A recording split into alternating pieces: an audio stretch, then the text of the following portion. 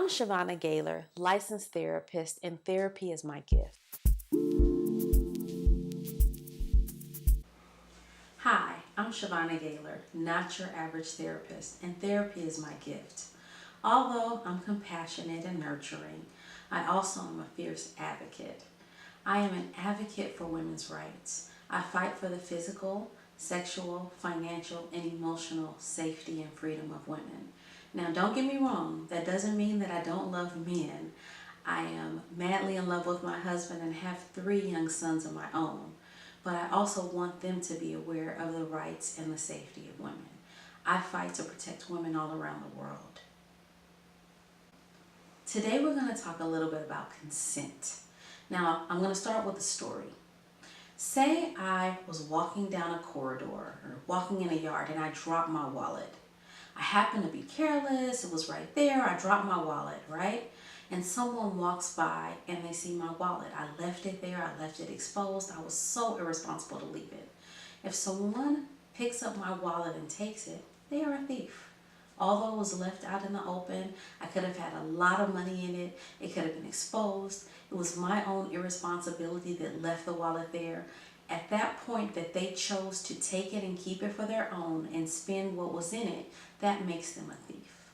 The same way, if there is a woman and she is dancing recklessly, having a good time, maybe grinding or doing something else that people may feel is inappropriate, I believe that even if she is drunk, high, completely nude, and exposed, unless she gives permission and someone touches her without her permission, they are a rapist. They have a choice, just like the person had a choice with my wallet.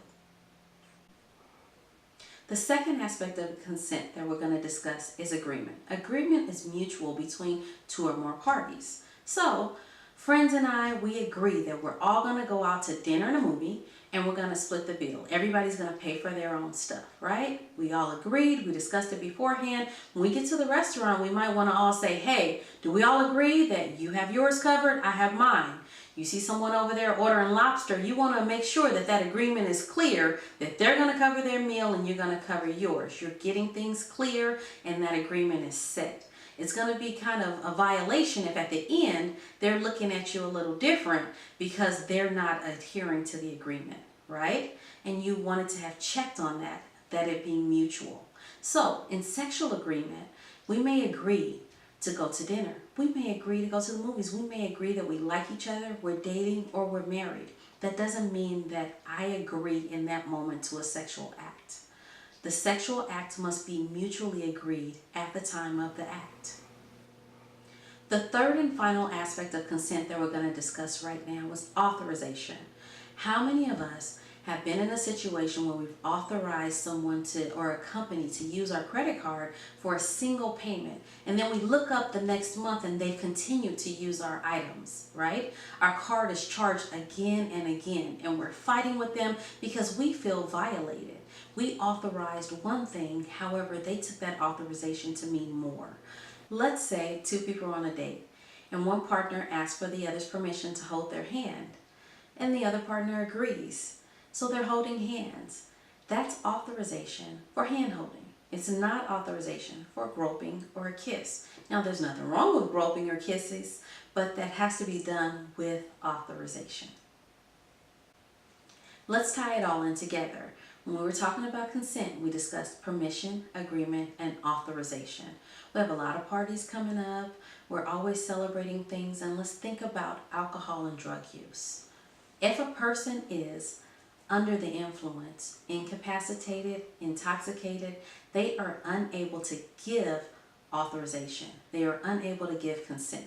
So anything that is done sexually of a sexual nature while a person is under the influence is considered rape. It's a violation of their consent.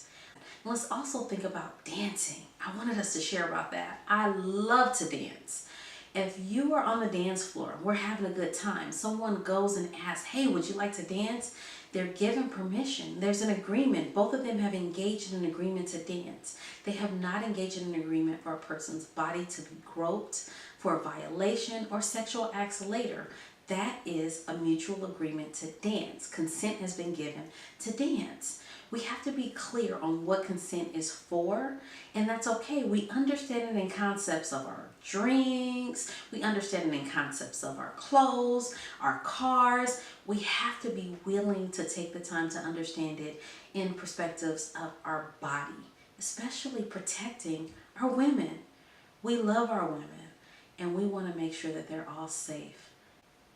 So go out there, enjoy life, enjoy each other, have fun, just be safe. I'm Chevonna Gaylor, mental health expert and advocate, international speaker, and published author.